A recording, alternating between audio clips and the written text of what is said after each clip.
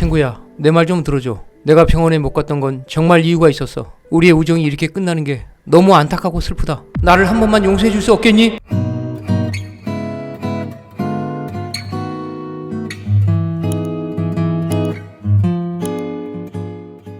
은퇴갓생 인사드립니다. 여러분 인생을 살아가다 보면 기쁜 순간도 있고 슬픈 순간도 있습니다. 그런 순간에 마음을 털어놓을 수 있는 친구가 곁에 있다면 얼마나 큰 위로가 되겠습니까? 하지만 저는 한때 소중했던 친구를 실수로 잃어버린 경험이 있습니다. 오늘은 그 이야기를 여러분과 나누고자 합니다. 지금으로부터 17년 전 저는 등산을 좋아해서 선후배들과 한 달에 2번씩 산에 오르곤 했습니다. 그러던 중 선배님의 소개로 동갑내기 친구를 만나게 되었습니다. 그는 남자답고 시원한 성격의 소유자였고 저와 금방 친해졌죠. 나이도 같았던 우리는 술자리에서 서로 부담 없이 흉금을 털어놓으며 가까워졌고 그 시절 우리는 정말 좋은 친구였습니다. 하지만 2010년 가을 제 마음에 어둠이 찾아왔습니다. 직장일에 의욕이 사라지고 스스로 무너지는 느낌이 들었죠. 단순히 피곤해서 그렇겠지 싶었지만 점점 증상이 심해졌습니다. 결국 병원에서 진료를 받았더니 우울증과 공황장애라는 진단을 받았습니다. 의사는 휴식이 필요하다고 했고 저는 치료에 전념하기 위해 휴직을 하고 힘든 시간을 보내야 했습니다. 그런 와중에 선배님에게서 전화가 왔습니다.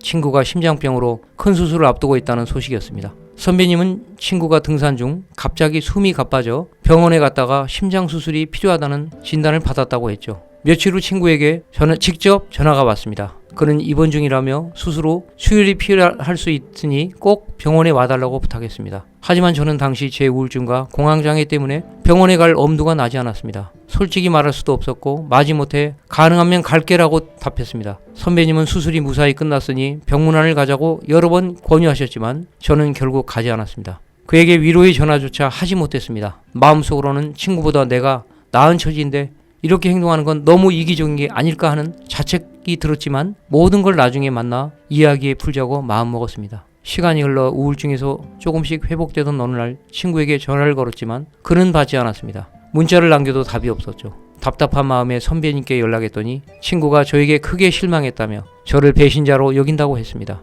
선배님은 만남의 자리를 마련해 주겠다고 했고 우리는 자주 가던 술집에서 다시 마주하게 되었습니다. 셋이 있다가 선배님이 자리를 뜨고 저와 친구 둘만 남게 되었습니다. 저는 그동안의 사정을 털어놓으며 진심으로 사과했습니다. 그러나 친구는 단호했습니다. 힘들 때 함께 하지 못하는 친구가 무슨 친구냐? 앞으로 연락하지 말아라. 그런 화를 내며 자리에서 벌떡 일어났습니다. 순간 저는 무릎을 꿇고 친구의 다리를 잡고 말했습니다. 친구야, 내 말 좀 들어줘. 병원에 못 간 건 정말 이유가 있었어. 우리 우정이 이렇게 끝나는 게 너무 슬프다. 나를 용서해줘. 하지만 친구는 저를 내려다보며 냉정하게 말했습니다. 가증스럽고 쓰레기 같은 놈. 그 말을 남기고 저를 뿌리치며 그는 사라졌습니다. 그날 집으로 돌아오는 길에 소주를 잔뜩 싸서 마시고 부엌에서 잠들었습니다. 다음날 아내가 저희 모습에 무슨 일이 있냐고 직장에 출근하지 않느냐고 물었을 때 저는 아무렇지 않은 척 별일 아니야라고 했습니다. 그 이후로 친구에게서는 아무런 소식이 없었습니다. 어머니가 돌아가셨을 때도 딸의 결혼식 때도 그는 연락도 없었고 오지 않았습니다. 예전처럼 등산하면서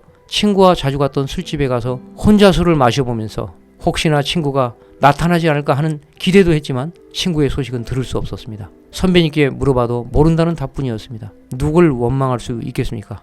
입이 10개라도 할 말이 없고 모두 제 잘못이라고 생각합니다. 세월이 흘렀지만 좋은 친구를 잃었다는 자책감은 여전히 제 마음을 무겁게 합니다. 여러분, 저와 같은 어리석은 실수를 하지 마십시오. 소중한 친구가 있을 때 잘해주고 진심으로 아끼십시오. 진정한 친구가 곁에 있다는 것은 세상 그 무엇과도 바꿀 수 없는 큰 재산입니다. 끝으로 친구에 대한 좋은 내용이 있어서 여러분에게 소개하고자 합니다. 불교의 폐경초라는 경전에 친구를 4가지 부류로 분류하고 있습니다. 첫째, 화우는 꽃과 같은 친구이다. 꽃이 예쁠 때는 그 아름다움에 찬사를 아끼지 않는다. 꽃이 지고 나면 돌아보는 이가 하나도 없듯이 자기가 좋을 때만 찾는 친구가 화우이다. 둘째, 칭우는 저울처럼 움직이는 친구이다. 저울은 무게에 따라 이쪽 저쪽 왔다 갔다 기운다. 이같이 자신의 이익 유무에 따라 이익이 큰 쪽으로 움직이는 친구가 칭우이다. 셋째, 산우는 산과 같은 친구이다. 산이란 온갖 새와 짐승들의 안식처이다. 멀리서 보거나 가까이 가거나 늘 그 자리에서 반겨준다. 그처럼 생각만 해도 편안하고 마음 든든한 친구가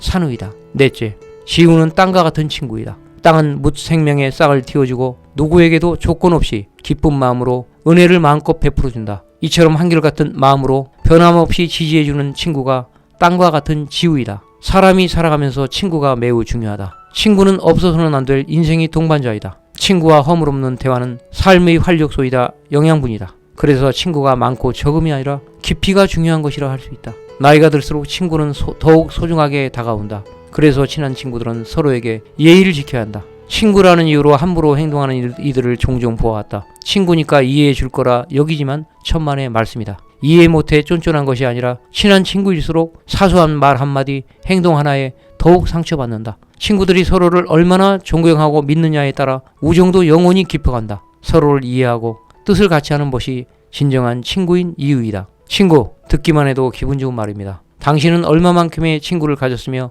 어떤 친구들입니까? 또한 자신은 어떤 친구가 되려 하십니까? 내 친구가 되어준 모두에게 감사의 말을 전합니다. 여러분, 오늘도 함께해 주셔서 감사합니다. 앞으로 좋은 친구와 인연을 만들며 살아가시길 바랍니다.